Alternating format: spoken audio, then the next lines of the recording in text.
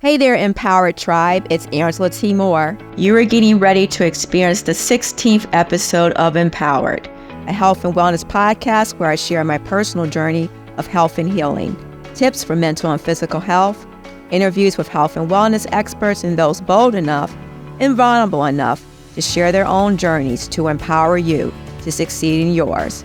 We know that life can be rewarding. It can also be challenging. It has its ups and downs, highs and lows. I learned that with a strong mind and a fit body, you are better able to grow through and grow from whatever life throws your way. My goal is to share journeys of health and wellness, as well as tips and information from extraordinary people all around the world to help you live an empowered life. My guest, Erik is a director of statewide access and early identification initiatives at the Autism Alliance of Michigan. In his role, Erik oversees the organization's MiNavigator and outreach and community engagement initiatives and leads an interdisciplinary team of professionals that serves families and individuals impacted by autism from the early stages into adulthood. In this episode, Erik talks passionately about the importance of providing the support and the resources individuals with autism and their families need to live healthy and fulfilled lives. According to the Centers for Disease Control, autism affects an estimated 1 in 36 children in the United States today. Erik shares many of the challenges that autistic individuals and their families face, but also how Autism Alliance of Michigan is committed to ensuring people with autism lead lives that meet their greatest potential. I hope you enjoy the episode. Autism or autism spectrum disorder refers to a broad range of conditions characterized by challenges with social and behavioral skills, as well as speech and nonverbal communication. According to the Centers for Disease Control, autism affects an estimated 1 in 36 children in the United States today. My guest, Erik represents the Autism Alliance of Michigan, an organization committed to ensuring people with autism lead lives that meet their greatest potential. I love that. Erik, for people who may not be familiar with the Autism Alliance of Michigan, can you tell us about the organization, the work that you do? Yeah, absolutely. So the Autism Alliance of Michigan, we are a statewide nonprofit group. And our mission is really to provide guidance and resources to all those that are touched by autism, really a lifespan of needs. Really the central way that we do that is through our flagship service, which is the MiNavigator Program. That program. It's the what? It's the MiNavigator Program. Okay. Yeah, it's our flagship service here at the Alliance. And that program, it's made up of an interdisciplinary group of professionals that range from behavior analysts, occupational speech therapists, social workers, folks with education backgrounds, and those with lived autism experience as well. Individuals from across the state can connect with us. This is a free resource. And what we offer is resource identification and then professional consultation as well when it comes to these really varied needs that we see with autism. And our intention is to really serve a diversity of the state. It's not just families and caregivers that are experiencing these needs. There are many adults with autism, autistic individuals, and of course providers that are out there really attempting to provide quality services with some of the complexities of the needs that we see with autism. Many times they need further support, so we try to offer that as well. Gotcha. Well, I've had the opportunity to interview a number of individuals from Autism Alliance of Michigan over the years. This is my first time talking with you, so I'm very honored to talk with you. I know that autism affects a lot of people, either directly or indirectly. So usually if you don't have someone within your household that has autism, you know of someone that has autism or, as you say, autism spectrum disorder. It's interesting because people use that term kind of interchangeably, like, autism and autism spectrum disorder. Can you kind of expand on that? Yeah, well, autism spectrum disorder, it really says that this is truly a spectrum disorder. There's a variety of needs and, different variances that we can see with different individuals. I think when we start to see some of the differences in that terminology, that kind of gets us into some discussions around person first language and identity first language. There's many autistic individuals in our communities that have really felt a sense of identity when it comes to having autism or being autistic. And, we at the Alliance, as the years have gone on, as those prevalence rates have increased, as we've seen more self-advocacy happening, we're really trying to be at the forefront of that and really demonstrating sort of our flexibility and when it comes to that need, because, there are many caregivers, many parents that aren't seeking to embrace that. And that's okay. It's really up to the individual person as they grow and they progress, how they want to look at those preferences. So we definitely try to maintain sensitivity to that and know that we're going to need to be adaptive when serving those individuals. Mm-hmm. Yeah, I think adaptive is a very key word. Mm-hmm. Yeah, exactly. We want to make sure that, what we're providing service-wise is not only quality and relevant, but it's meeting some of those specific cultural needs that we're definitely going to encounter when we're truly trying to serve the entire state. Mm-hmm. Mm-hmm. Now, one of the things that I've definitely recognized is that it's often the lack of resources that make it difficult for someone with any condition to get the help that they need to more effectively deal with that issue, as well as to help those people that are trying to support that individual with a specific condition. What are some of the resources that Autism Alliance of Michigan has available for individuals living with autism, as well as their families and their caregivers? Yeah, I would say really the primary tool that we can offer, and it's a part of our MiNavigator program, is our resource directory, which just went through a recent update. That resource directory is comprised of over 1,400 different providers across the state. What we've recognized as we started in serving the autistic community was there's lots of great pockets of quality services distributed all throughout the state. The issue is there's been a lacking connection in really demonstrating and bringing about awareness of where those providers are, what they can offer, what insurances are they credentialed with. And what we've done with this directory is to do our best really to centralize those resources so that they're readily available to the families, to the providers, to whoever is dealing with a specific need that's trying to find a regional specific and relevant resource to address that need. And that resource directory, while it's used often by MiNavigators in the program, this is a publicly accessible tool that lives on our website, and we want individuals to find it, discover it, and engage with it. It can really help that search, really help minimize some of the steps behind that search that happens when seeking services. Right. Now, I want to make sure I understand the distinction, because there's the Navigator program and then there's the resource directory. Can you talk a little bit more about the Navigator program? And then if you can explain why, I guess, in more detail of why Autism Alliance in Michigan decided to centralize, all the resources. I mean, it seems logical, but obviously there is a reason, a motivating factor that made it happen. So if you can, really make the distinction between the navigation program and the resource directory, I think that those that are going to listen to the podcast would really appreciate that. Yeah, of course. So the MiNavigator program is, the best way to describe it is, while it does look like a case management service, it's not the same thing as case management.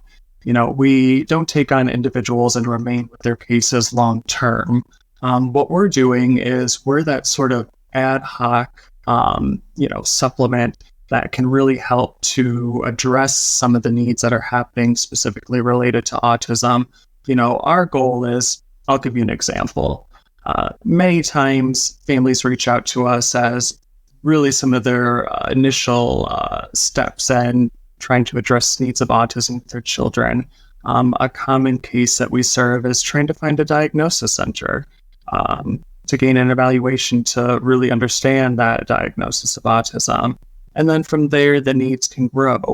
Families may be reaching out to us because now they have a diagnosis of autism, but now they're seeking a clinical service provider to treat a specific communication-based need or something involving social skills or a behavioral concern.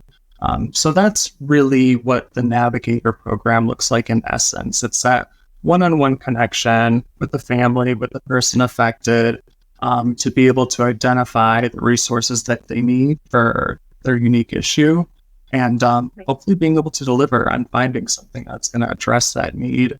One of the reasons why the Navigator team is made up of the interdisciplinary group it is because we wanted to ensure that it was professionals that already had a prior background in addressing some of these needs that would be on the other end of that call or the other end of that email.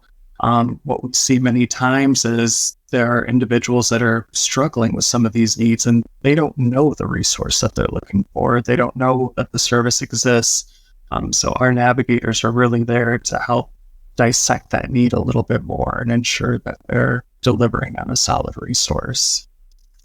Okay. And I could definitely see why that would be needed, because I imagine if you were not familiar with the challenges that someone has in that unique situation, you could really be a disadvantage to that person that's seeking your support.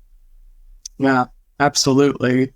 And, to answer your second question regarding, really the why behind why we centralize our resources, it would seem obvious, like you said, but, just looking at the Navigator program itself, we recognize that there needed to, be a change to centralize these resources because we needed that.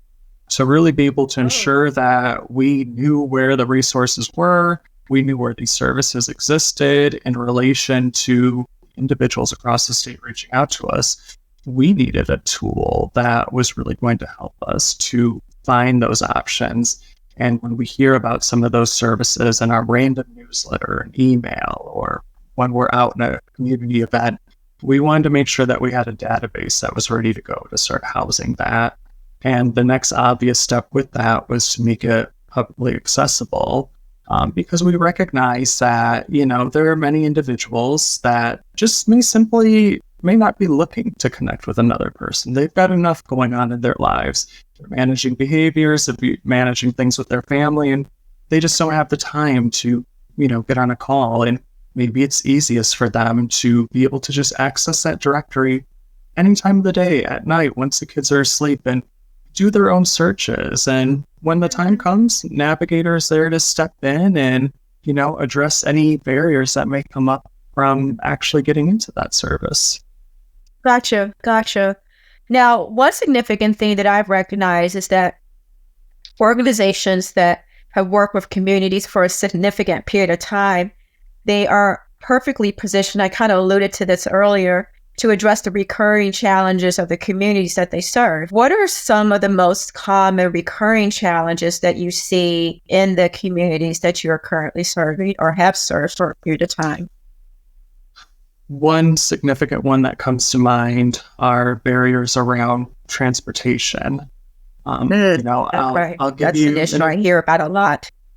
Yeah, and when you really think about some of the challenges that some of our families face when they're really doing their best to find a quality services like ABA, Applied Behavior Analysis. This is one of the most frequent services that are provided when it comes to addressing behavioral needs related to autism. These services are intensive in the fact that they require a large commitment. It's not like just going in for clinical therapy once a week or once a month.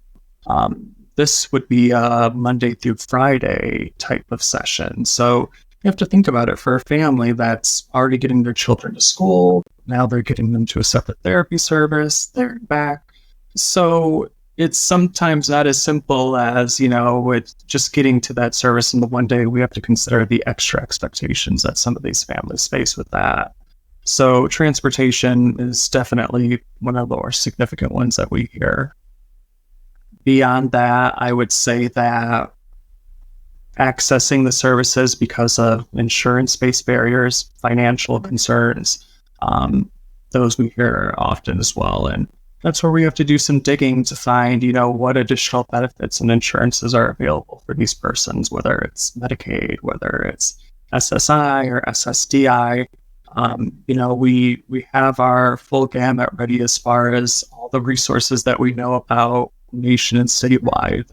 And we do our best to guide those individuals towards those options to help address the barriers. Mm-hmm. Mm-hmm. Now, one of the things that I think is really significant is something that I recognized many years ago. And I had a radio show that I did for 5 years, and I assigned a very significant part of my radio show to create an opportunity, a platform really, for organizations like Autism Alliance of Michigan to be able to share the work that they do. Because I found that oftentimes you had people within communities that did not take advantage of the resources and services and programs that a lot of the organizations offered because they didn't know of them. And then you had individuals that were trying to be of support to individuals within their families that had special needs or had health concerns. And many times they were struggling in areas that you had organizations that could, lighten that struggle, could lighten the load. And for many months or years, they suffered trying to manage and take care and do all the things that you do whenever you're trying to support someone. And sometimes, that burden is so heavy. And I think it's just a shame that you could have an organization that's right there that could literally lighten your load and has the people that are familiar with the issue, have often done what's necessary to address that issue, has the resources, has the partnerships to help you, but people simply don't take advantage of it. So why do you think it's important for people specifically living with autism or people who are supporting people with autism to know about the work that you're doing? Well, we've unfortunately seen that situation that you described firsthand. It's ironic at times that, we see the greatest density of persons with needs in areas around the state, specifically in metro areas, that also have the largest density of services, of resources. Yet there's something missing there and that connection between them. And I unfortunately don't know exactly what that is, but, when it comes to Autism Alliance, beyond the MiNavigator program, we have our outreach and community engagement team that is really focused on getting into these communities to ensure that the awareness is there. Our services are only as good as those who know about them and actually utilize them. So we rely on that team pretty heavily to prioritize key regions across the state, ones that we feel are showing that lack of awareness, to get in there, partner with community partners to really try to not recreate the work, but be a part of the work that's already happening in those communities, and hopefully drawing more folks to us to be able to give them the resources that they may need. Mm-hmm. Now, I imagine that the burden that's felt by individuals living with autism and their families, as I was just mentioned, is extremely heavy. But I, of course, understand that your organization has been committed to providing solutions. We're talking about those solutions. We're talking about the resource directory. Can you talk more about that very important tool and some of the examples and that it will help the autism community? Yeah, absolutely. I feel like we've been talking a lot about the clinical service provider aspect, but I wanted to be clear that while there are a number of clinical service options in the resource directory, we've really tried to do our best to ensure that the options there are more of a holistic experience. We recognize that the needs that some individuals, some families are facing are not strictly to developmental or behavioral concerns. We have many adults that are reaching out to us because they're looking for further opportunities for recreation, peer interaction. We have individuals that are reaching out to us because of health-based concerns, not so much their clinical or behavioral health, but health-based concerns in terms of trying to find a facility that they'll feel will be accommodating for some of their recreation needs, looking for adaptive sports. So we've really done our best to identify as many of those relevant options as we can. There are a number of filters in the directory that range from the clinical services and the location of the service, being if it's in person, if it has telehealth modalities. But we also have filters based around specific insurances for resources that are applicable to that. And then we break down those resources even further by the specific counties across the state. So there are multiple filters that a person could use to really get a more focused experience and not be overwhelmed by that 1,400 plus listing that currently lives there. Yeah, definitely. Well, what you speak about is what I've recognized, and I think many organizations are recognizing more, is the need for a holistic approach, and access to resources that support the whole person. Is oftentimes, and I said this with another organization I had interviewed some weeks ago, that we often will define a person by their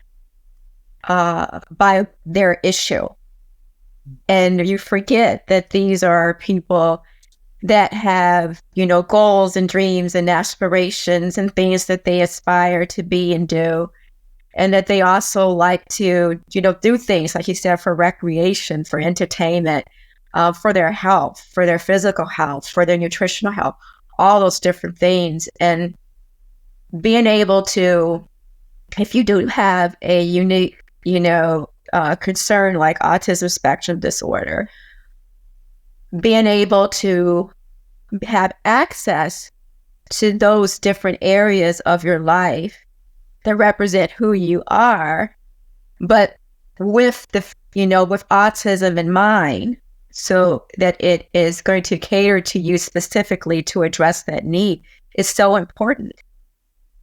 It is. And, you're right in what you said before. Unfortunately, we do come from a place where, unfortunately, folks are quick to judge, and that significant issue, that significant need becomes the identity of that person.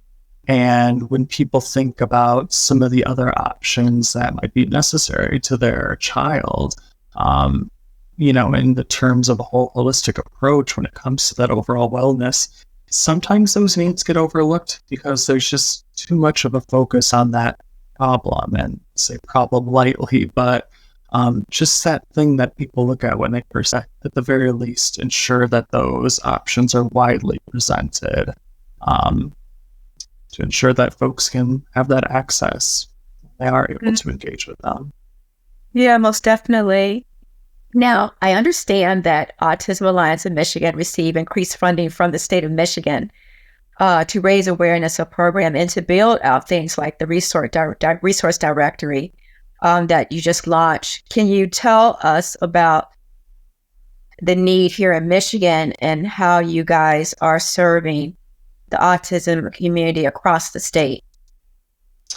Yeah, that increased funding helped give us some means to do just that, really. On average, the MiNavigator program over the last few years has been serving anywhere from 3,000 to over 4,000 individuals. So 3,000 to 4,000? Okay. 3,000 to 4,000. That's been our average. And, with that comes a lot of individuals that need to be there to be available to take those calls, respond to those emails. So a big part of the funding that we utilized in this last fiscal year was to grow our Navigator team, to bring on additional staff to really not only assist with the value, but to ensure that we're still going to be able to provide the most quality that we can when we're engaging with the person.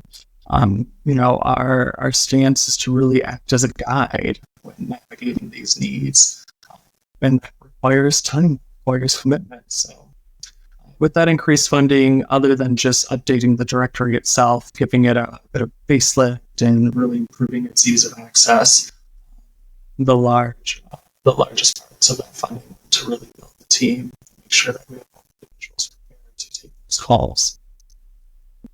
Yeah, I imagine that's so important when you are calling to gain access to resources and to ask questions that you really want the answers to, and to get the information that you need.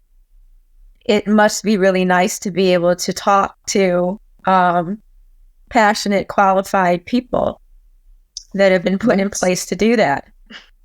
Yeah, that's exactly what we're trying to do. It's no secret that there's been a crisis when it comes to the workforce across the country.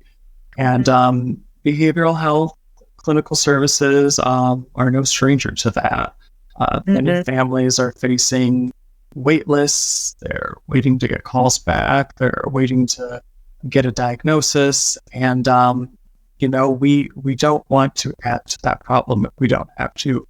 If we can be available to help those individuals that are in these transitions right now that are facing that specific workforce shortage need, we want to be able to provide some interim resources to be able to address some of that. So on our end, we're in a good place right now. We're lucky. We're definitely flush and able to serve the need as it comes to us. Mm-hmm. Now, sometimes access to resources can be a greater challenge to people within certain communities for a multitude of reasons.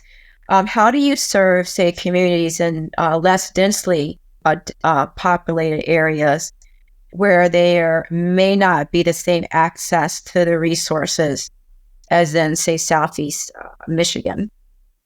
Yeah. It's probably no surprise here, but, our most sparsely located region that we serve is the Upper Peninsula. We received a number of contacts from that region.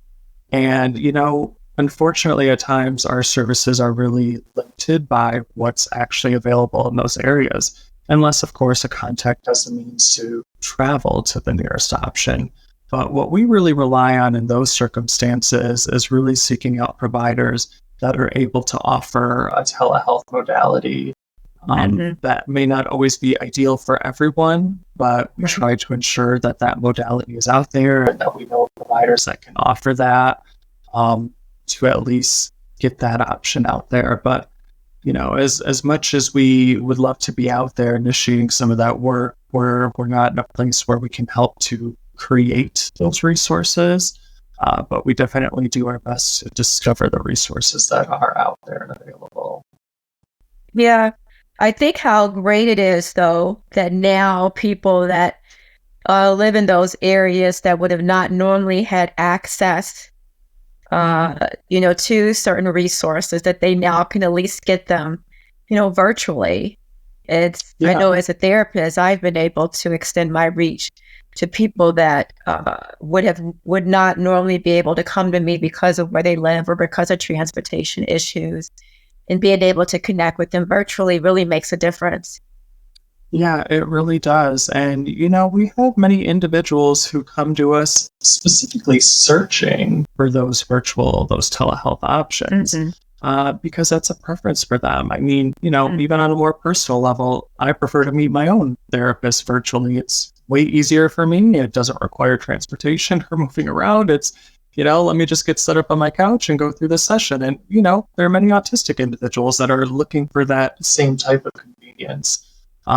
So again, we try to make sure that that's there and available. And thank you for sharing that, because some people, are very, let's say, are reluctant to share the fact that they have therapists. And as a therapist, of course, I am going to strongly encourage that. And I think it's so great when people share that they have a therapist, because I think it makes it easier for someone to make that decision that they've often avoided making for quite some time. So thank you so much for sharing that. But it makes me, think about something I say to my clients. I say, the last thing I want you to do is be stressed out trying to get to me. No, I know just what you mean. And, thank you for that. I really have no problem sharing it because that's really part of ending that mental health stigma, to just be more open about it and be able to talk about it. It's a real need. And I personally feel real benefits from it. So, yeah, of course I'm going to be open about it. I'm glad that you were. So thank you for that. Now, how can the audience know where to go if they'd like to learn more about the organization? How can they learn about all these great resources we're talking about? Yes. Well, if they come on over to aaomi.org, that is where they can learn all about the Autism Alliance and all the initiatives that we have out. And that's where they can access the resource directory and our online web form to connect with the navigators there. So that's really the first place to start if you want to engage with us or just learn more.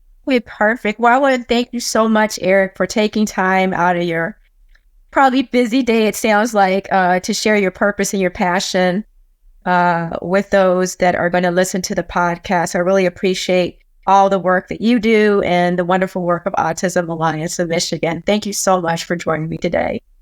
Yes, thank you for having me, Angela. You're very welcome. Thanks for listening to Empowered with Angela T. Moore. Feel free to share this episode with someone you think would enjoy it. New episodes come out weekly. Follow our show on Apple, Spotify, YouTube, or wherever you're listening right now.